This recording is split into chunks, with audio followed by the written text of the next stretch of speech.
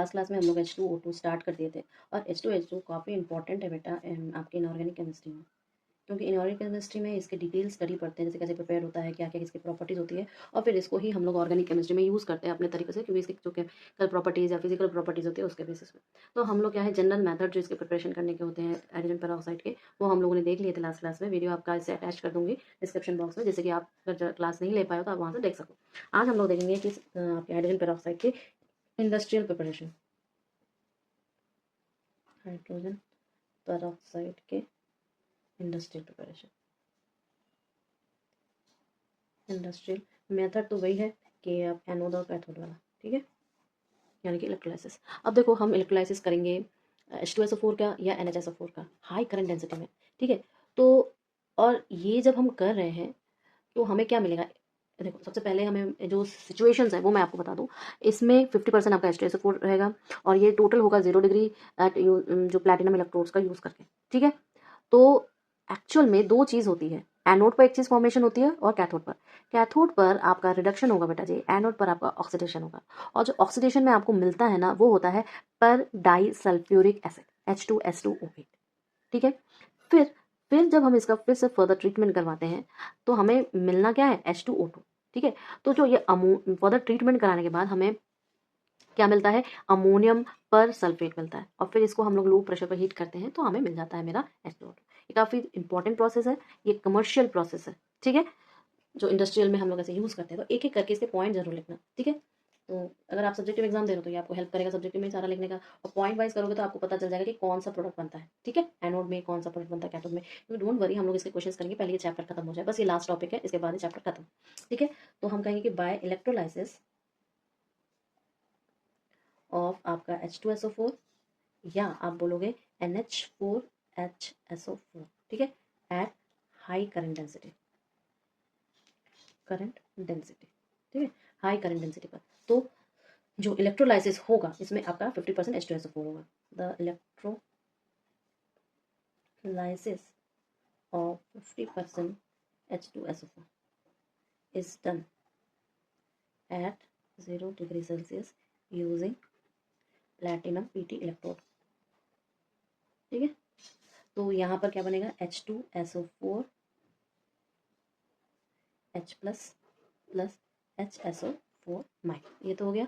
लेकिन at cathode पर आपका रिडक्शन होगा बेटा जी, ठीक है, और रिडक्शन में 2H plus plus 2E minus देगा आपका 2H, यानी कि H2 प्लस उड़ जाएगा। एट एनोड क्या होगा, ऑक्सीडेशन होगा, और ऑक्सीडेशन में जो बनता है ना उसको हम लोग पर डाइसल्फ्यूरिक एसिड कहते हैं, ठीक है, यानी कि 2HSO4 minus H2S2O8 plus 2E minus. अब इसी चीज़ को हम कहेंगे पर डाइसल्फ्यूरिक एसिड, ठीक है, इस चीज़ को ये हो गया। अब ये जो है हाइड्रोलाइज होता है, जो कि H2O2 देता है, जो कि सेपरेट किया जाता है डिस्टिलेशन रिड्यूस प्रेशर के थ्रू, क्लियर है। This H2S2O8 is on hydrolysis gives H2O2 which is separated by distillation under reduced pressure।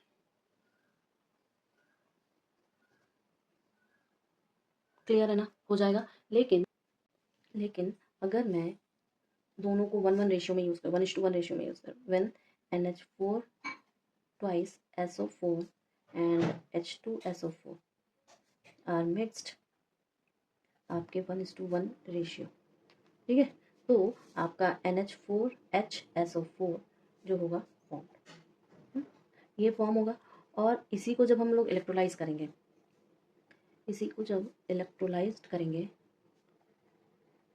तो गिव अमोनियम पर सल्फेट, ठीक है, by using PT electrode, platinum electrode, ठीक है, एट 0 डिग्री सेल्सियस। तो इसका मतलब 2NH4HSO4 हो जाएगा, ये तो कंडीशन जो है वही पीटी वाली लिख देना यहाँ पे, 2H plus plus 2NH4 SO4 minus देगा। ठीक है, तो एट कैथोड क्या हो जाएगा, रिडक्शन रिडक्शन रिडक्शन में होगा 2H plus plus 2E minus 2H plus H2, और एट एनोड क्या हो जाएगा, ऑक्सीडेशन, तो ऑक्सीडेशन में हो जाएगा 2NH4 SO4 माइनस देगा आपका NH4 twice H2O8 plus 2E minus. ठीक है, ओके। तो जो अमोनियम परसल्फेट जो बन रहा है वो हाइड्रोलाइज करेंगे हीट वाटर से लो प्रेशर पर, तो हमें फॉर्मेशन मिल जाएगा H2O8 का। तो लिख देते हैं the ammonium persulphate so formed is hydrolyzed by heating with water at low pressure। ठीक है, कितना 33 mm of Hg। ठीक है, रिजल्ट क्या मिलेगा, H2SO2।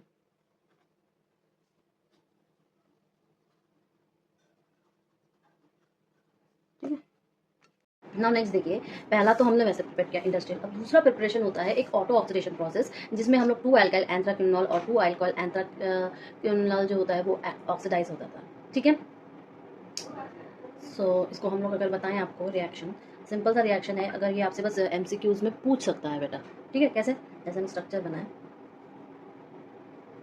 ठीक है, सो यहाँ पर एक बेंजीन रिंग से अटैच आपका कीटोनिक ग्रुप।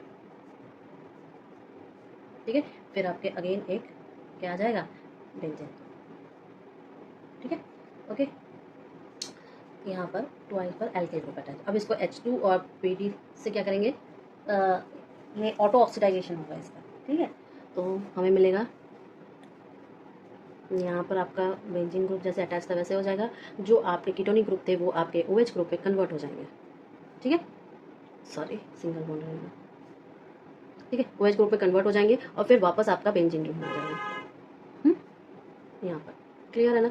सो यहाँ पर ये आपका R हो जाएगा, ये आपका क्यूनोन से क्यूनोन नल हो जाएगा। ठीक है, क्लियर है ना। सो आप लिखो यहाँ पे कि पहले 2 एल्किल एंथ्राक्विनोन टू कन्वर्ट हो जाएगा 2 एल्किल एंथ्राक्विनोन। ठीक है, फिर इसको हम लोग O2 एयर से पास करवाएंगे, तो हमारे पास वापस ये चीज़ आ जाएगी। लेकिन जब ये चीज़ वापस यहाँ पर जाएगी ना, तो आपका क्या हो जाएगा बेटा जी, H2O2 साइड में निकलेगा। ठीक है, और यही तो मुझे H2O2 चाहिए। यहाँ पर बार बार ये साइकिल साइकिल साइकिल होता जा रहा है, बीच में बस आपको एयर की ज़रूरत है। ठीक है, तो अगर मैं इसको बनाऊँ यहाँ पे, ये बहुत अच्छा प्रोसेस है इंडस्ट्रियल प्रिपरेशन के लिए आपके। C double bond O, C double bond O, और वापस आपका एक आ जाएगा। ठीक है, यहाँ पर आपका R प्लस H2O2 और वापस ये ऐसे प्रोसेस चलता जाएगा। क्लियर है ना, सारी चीज़ें H2O2 आएगा। क्लियर है ना। तो ये मैं लिख दूँ यहाँ पर by the auto oxidation of 2 alkyl anthraquinone. ठीक है, क्लियर है ना। तो आपके यहाँ पर क्या हो जाएगा, क्यूनोन और क्यूनोन डिसॉल्व होते हैं। ठीक है, रेजिस्टेंट होता है ऑक्सीडेशन, इमिजिबल इन वाटर होता है नैप्थलीन में। ठीक है, तो सेकेंड सॉल्वेंट हम यहाँ पर आपको बता दें अगर कि ये रिएक्शन एक सॉल्वेंट के माध्यम में होता है। सॉल्वेंट आप कोई भी ऑर्गेनिक सॉल्वेंट ले सकते हो, जैसे एस्टर ले सकते हो, कोई भी हाइड्रोकार्बन ले सकते हो, या कोई ऑक्टेनॉल या मिथाइल नैप्थलीन ले सकते हो। ठीक है, तो द रिएक्शन लिख देती हूँ is carried out in a mixture of organic solvents, जैसे कि आपके एग्जांपल के तौर पे मान लो एस्टर या कोई भी हाइड्रोकार्बन, या आप लिख सकते हो ऑक्टेनॉल, या आप बोल दो मिथाइल नैप्थलीन। ठीक है, और ये सॉल्वेंट बिल्कुल सॉल्व कर सकते हैं क्यूनॉल और क्यूनॉन को। रेजिस्टेंट होना चाहिए ऑक्सीडेशन से और इमिजिबल होना चाहिए वाटर में। ये जरूर आप ध्यान रखोगे। ठीक है, मैं एक चीज़ बता दूं, जो अबव जितने भी प्रोसेसेस से हमें H2O2 मिला, उसमें कंसंट्रेशन जो H2SO4 का होता है वो हमें डाइल्यूट फॉर्म में मिला, डाइल्यूट एक्वस फॉर्म में। तो मैं बोल दूं कि above all processes H2O2 obtained इन डाइल्यूट एक्वस फॉर्म। ठीक है, डाइल्यूट एक्वस फॉर्म में हमें ये मिलता है। तो जब हम इसके क्वेश्चंस करेंगे तब आपको और जैसे जैसे आपके एमसीक्यूज आते जाएंगे हम लोग चीज़ों को क्लियर करेंगे। लेकिन सबसे इंपॉर्टेंट प्रॉपर्टी है इसके स्टोरेज की। सबसे ज़्यादा प्रॉब्लम स्टोरेज ऑफ H2O2 में आता है। क्यों? क्योंकि इसकी जो प्रॉपर्टीज़ होती है ये इजीली डिकम्पोज हो जाते हैं बेटा। जैसे ही ये आपके बोलोगे कि H2O2 गेट्स इजीली डिकम्पोज, ठीक है, इन प्रेजेंस ऑफ आपके कोई भी मेटल ले लो, कोई भी आप रफ सरफेस ले लो, ठीक है, आप कोई भी 10 पार्टिकल्स ले लो, 10 पार्टिकल्स कर लो, आप सनलाइट में रख लो, आप सनलाइट में रख लो, कोई ग्लास एंड एल्कलाई कर लो, सब में ये आपके डिकम्पोज हो जाते हैं। बट इनको हम आज स्टोर करते हैं, स्टोर्ड इन, आप बोलोगे पत्थर के, ठीक है, वेसल्स ऑफ प्योर एल्युमिनियम कर लो, प्योर एल्यूमिनियम, और इन स्टोन जार्स, ठीक है, लेकिन डार्क में। और आजकल तो ये फ्रिज में रखते हैं, ठीक है। फिर कंसनट्रेटेड जो हम लोग डिफरेंट तरीके से टेम्परेचर कंट्रोल करके इसको डाइल्यूट एक्वस सॉल्यूशन से कंसनट्रेटेड सॉल्यूशन में कन्वर्ट करते हैं। लेकिन ये जो कंसनट्रेटेड सॉल्यूशन हमें मिलता है वो हम कैसे स्टोर करेंगे? तो आजकल क्या होता है, उसे पॉलीथीन बॉटल्स में रेफ्रिजरेटर में रख के स्टोर किया जाता है। तो कंसनट्रेटेड H2O2 को स्टोर किया जाता है पॉलीथीन बॉटल्स इन जनरेटर्स। ये थोड़ी सी इसके साथ प्रॉब्लम है। या फिर अच्छा, इसके डिकम्पोजिशन को प्रिवेंट करने के लिए हमें कुछ स्टेबलाइजर्स हम लोग रखते हैं, जैसे कि ऑर्थोबोरिक एसिड हो गया, या एसिटेनाइड हो गया, या सोडियम स्टैनेट हो गया। इन थोड़ा थोड़ा हमें इसमें ऐड करके रखते हैं। ये स्टेबलाइजर्स होते हैं जिससे कि ये जो आपका H2O2 है वो डिकम्पोज ना हो। सो तीसरे नंबर पर आप बोलोगे to prevent its decomposition during storage हम क्या करेंगे, स्मॉल अमाउंट्स ऑफ स्टेबलाइजर्स, जैसे कि मान लो आपका ऑर्थो फॉस्फोरिक एसिड डाल लो, या आप इसमें थोड़ा सा एसिटिनाइलाइड डाल लो, या आप सोडियम स्टैनेट डाल लो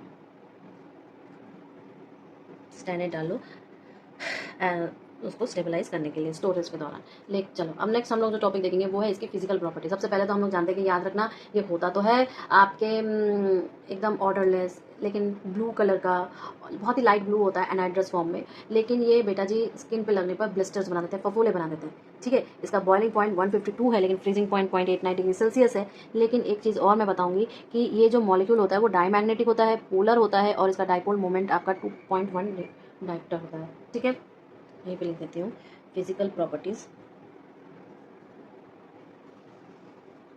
ऑफ आपके H2O, ठीक है। फिजिकल प्रॉपर्टीज में क्या बोलोगे, लाइट ब्लू कलर होता है कब, जब वो एनहाइड्रस फॉर्म में होता है, ठीक है। ऑर्डरलेस सिरपी लिक्विड होता है, प्रोड्यूसेस ब्लिस्टर्स ऑन स्किन, ठीक है। दूसरी चीज़ ये जो होती है आपकी डाइलेक्ट्रिक कांस्टेंट आती है इसकी लगभग 93.7। लेकिन H2O2 मॉलिक्यूल जो होता है वो डायमैग्नेटिक होता है, ठीक होता है, प्लस पोलर होता है, जिसका डाइपोल मोमेंट जो होगा वो होगा 2.1, ठीक है। इसमें पोलर और नॉन पोलर बॉन्ड्स दोनों होते हैं। मैं अगर डायग्राम इसका दिखाना चाहूँ तो देखो, अगर मैं जो आपका H2O2 है, H2O2 आपका having polar plus non polar, polar और नॉन पोलर बॉन्ड्स दोनों पाए जाते हैं इसमें। अगर HOOH, ठीक है, तो ये वाले बॉन्ड क्या होंगे, इसके पोलर बॉन्ड होंगे, और ये वाला बॉन्ड क्या होगा, इसका नॉन पोलर बॉन्ड होगा, ठीक है। ये मिसिबल होता है आपके वाटर में, अल्कोहल में और ईथर में, ठीक है। किसी भी प्रोपोर्शन में ये मिसिबल होता है, यहाँ पे लिख देती हूँ, मिसिबल इन वाटर बोलो, या आप इसको अल्कोहल बोलो, या आप ईथर बोलो, इन ऑल प्रोपोर्शंस। ये आपकी कुछ प्रॉपर्टीज। लेकिन सबसे इंपॉर्टेंट जो अभी हम लोग डिस्कस करेंगे वो है केमिकल प्रॉपर्टीज। ये आपको ज़बानी याद होना चाहिए आपके फर्दर फ्यूचर स्टडीज़ के, केमिकल प्रॉपर्टीज़ ऑफ H2O2। लेकिन ये जब आप क्वेश्चन सॉल्व करते ना तो आपको इसको ज़रूरी है। सबसे पहले प्रॉपर्टीज़ जो होती है वो इसकी डिकम्पोजिशन होती है। डिकम्पोजिशन डिकम्पोजिशन प्रॉपर्टी यानी कि देखो ये इजीली हीटिंग पर हो जाती है, अनस्टेबल लिक्विड होती है, लेकिन इसका जो पॉजिटिव कैटलिस्ट डिस्टेबलाइजर्स जो फाइनली डिवाइडेड होते हैं आपके आयरन हो गया, कॉपर हो गया, ADPD MnO2 मेटल्स लाइक आपके Cu2+ Ni2+, ये सारे ट्रेसेस जो होते हैं ऑफ इट्स डिकम्पोजेस। जो नेगेटिव कैटलिस्ट होते हैं वो आपके जैसे कि मान लो कि अगर आप H3PO4 का यूज़ करो या आप एसिटिनलाइट का यूज़ करो जो अभी देखा था, आप इथेनॉल का, ग्लाइसरॉल का, ये सारे स्टेबलाइजर्स होते हैं जो इसको डिकम्पोज नहीं होने देते। ठीक है, तो डिकम्पोजिशन जब हम लोग देखेंगे बेटा जी तो हम लोग दो तरह के स्टेबलाइजर्स देखते हैं, पॉजिटिव कैटलिस्ट, पॉजिटिव कैटलिस्ट, या आप बोलोगे नेगेटिव कैटलिस्ट, नेगेटिव कैटलिस्ट। ठीक है, पॉजिटिव कैटलिस्ट और नेगेटिव कैटलिस्ट दो चीज़ें होती हैं। पॉजिटिव कैटलिस्ट जो होते हैं इनको डीस्टेबलाइजर्स कहते हैं, डीस्टेबलाइजर्स। ठीक है, डीस्टेबलाइजर्स जैसे फाइनली डिवाइडेड आपके, फाइनली डिवाइडेड आपके Fe हो गए, Fe हो गया, आपका Cu हो गया, Au हो गया, Pt हो गया, MnO2 हो गया। ठीक है, मेटल आयंस जैसे लाइक आपका Cu2+ हो गया, Ni2+ हो गया। ठीक है, तो ये इनको इनके जो ट्रेसेस बेसिस के होते हैं इनको डिकम्पोज करते हैं। नेगेटिव कैटलिस्ट मतलब जो इसको स्टेबलाइज करने की कोशिश करता है, तो ये इसको स्टेबलाइज करता है। ठीक है, क्या क्या स्टेबलाइज करेगा अभी देखा था, ऑर्थोबोरिक एसिड था, H3PO4 C6H5NH CuCH3, यही आपका एसिटिलाइन, फिर आपका C2H5OH, फिर आपका ग्लाइसरॉल, ये सारे helps in stabilization of decomposition, helps as a stabilizer, stabilizers for its decomposition. ठीक है, acts as a stabilizer, compose नहीं होने देते उसे। ठीक है, अब देखो इसकी एक जो नेचर है, जब हम इसके नेचर ऑफ H2SO2 को डिस्कस करेंगे तो देखो इसका नेचर जो होता है एसिडिक होता है। ठीक है, अगर नेचर की बात करें वो तो एसिडिक होता है, लेकिन जब इसका हम लोग एक्वस सॉल्यूशन देखते हैं, एक्वस सॉल्यूशन का लिटमस पेपर पर टेस्ट करते हैं तो न्यूट्रल आता है, neutral towards litmus paper, litmus paper. यही मुझे कहना था, जैसे कि मतलब ये डिसोशिएट कैसे होगा, आपके हाइड्रोनियम आयंस में डिसोशिएट होगा, यानी कि मैं कहूँगी ऐसे कि H2O2 plus H2O, H3O plus HO2 minus. ठीक है, ओके। तो डिसोशिएशन कांस्टेंट सजेस्ट करता है कि जो एक्वस सॉल्यूशन है वो मोर एसिडिक है देन वाटर। क्यों? क्योंकि इसका डिसोशिएशन कांस्टेंट बेटा जी आपका 1.4 × 10⁻⁻12 आता है एट 298 केल्विन, डिसोशिएशन कांस्टेंट।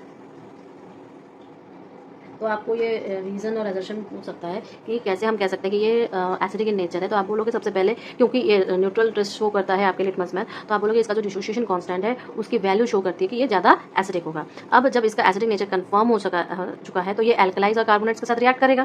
ठीक है, तो due to acidic in nature, acidic in nature reacts with आपके एल्कलाइज एंड कार्बोनेट्स। ठीक है, अब कैसे कार्बोनेट्स के साथ रिएक्ट करेगा, देखो पेरोक्साइड बनाएगा सबका, जैसे कि H2O2 प्लस 2NaOH रिएक्ट करके बनाया इसका पेरोक्साइड Na2O2 प्लस 2H2। ठीक है, इसके बाद H2O2 आपके बेरियम ऑक्साइड के साथ रिएक्ट करेगा। ठीक है, क्या बनाएगा, BaO2 प्लस 2H2, सिंपल।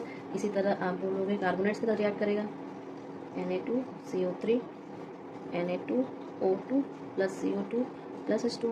ठीक है, तो H2O2 जो है स्ट्रॉन्गर एसिड है देन H3CO3, ये याद रखना। H2O2 जो है वो स्ट्रॉन्गर एसिड है आपका। देखो ये वाला रिएक्शन जो है ना काफ़ी अच्छा रिएक्शन है, ये रिएक्शन शो करता है कि ये ज़्यादा स्ट्रॉन्गर एसिड है H2CO3 से। सो मैं लिख देती हूँ, दिस रिएक्शन shows that आपका H2CO3 is more shows that H3CO3 is less stronger acid than H2O2, मतलब H2O2 ज़्यादा है, H2O2 ज़्यादा है H2CO3 से एसिडिटी के रेस्पेक्ट में, एसिडिटी के रेस्पेक्ट में। क्लियर है ना? अब जब हम ऑक्सीडाइजिंग प्रॉपर्टीज़ देखते हैं तो आप मुझे बता सकते हो ऑक्सीडाइजिंग प्रॉपर्टी क्या है इसकी। देखो ये बहुत अच्छा स्ट्रॉन्ग ऑक्सीडाइजिंग एजेंट होता है। जब कोई स्ट्रॉन्ग ऑक्सीडाइजिंग एजेंट होता है तो इसका मतलब क्या कि वो आपका खुद रिड्यूस होता है। ठीक है, देखो थोड़ा सा मैं स्टार्ट करती हूँ, क्लास टाइम ओवर हो चुका है, मैं लिख देती हूँ ऑक्सीडाइजिंग प्रॉपर्टी। इसको हम लोग कल बहुत अच्छे से स्टडी करेंगे, ऑक्सीडाइजिंग और रिड्यूसिंग प्रॉपर्टी। देखो ये स्ट्रॉन्ग ऑक्सीडाइजिंग एजेंट होता है, स्ट्रॉन्ग ऑक्सीडाइजिंग एजेंट होता है, एजेंट होता है कौन, H2O2। तो इसका मतलब क्या है कि वो अब खुद तो रिड्यूस हो जाएगा एल्कलाइन में और एसिडिक मीडियम में, ठीक है। तो इसका मतलब जो रिड्यूस होता है वो इलेक्ट्रॉन को एक्सेप्ट करता है, यानी कि आप बोलोगे H2O2 plus 2H plus 2E minus reduce to H2O, या आप ये भी कह सकते हो H2O आपका O plus HO2 minus plus 2E minus आपका हो जाएगा 3OH माइनस, ठीक है। तो ये दोनों आपको शो करेगा कि जो H2O2 है, H2O2 एक्सेप्ट्स आपके electron easily and get itself reduced, ठीक है, in alkaline as well as in acidic medium, ठीक है। इन दोनों मीडियम में हो जाएगा। तो जब एसिडिक मीडियम होगा तो रिड्यूस होगा H2O में, और जब एल्कलाइन मीडियम होगा तब किस में रिड्यूस होगा, OH में। तो मैं इसको लिख दूँ एसिडिक मीडियम में H2O2 जो रिड्यूस्ड होगा H2O में, और एल्कलाइन मीडियम में H2O2 रिड्यूस्ड होगा आपके किस में, OH माइनस में। और दोनों ही केस में ऑक्सीडेशन का नंबर बेटा जी डिक्रीज होगा, याद रहे, दोनों ही केस में ऑक्सीडेशन नंबर डिक्रीज होगा। लेकिन ये वाला जो प्रोसेस है ये फास्टर प्रोसेस है, ठीक है। जब हम इन दोनों को कंपेयर करेंगे तो एल्कलाइन मीडियम में जो रिडक्शन है वो फास्टर प्रोसेस है, और दोनों ही केसेस में आप बोलोगे कि जो ऑक्सीडेशन नंबर होगा ऑक्सीजन का वो डिक्रीज करेगा, oxidation number of oxygen decreases. Clear है ना, ये चीज़ क्लियर है, यही चीज़ हम लोग नेक्स्ट पढ़ेंगे।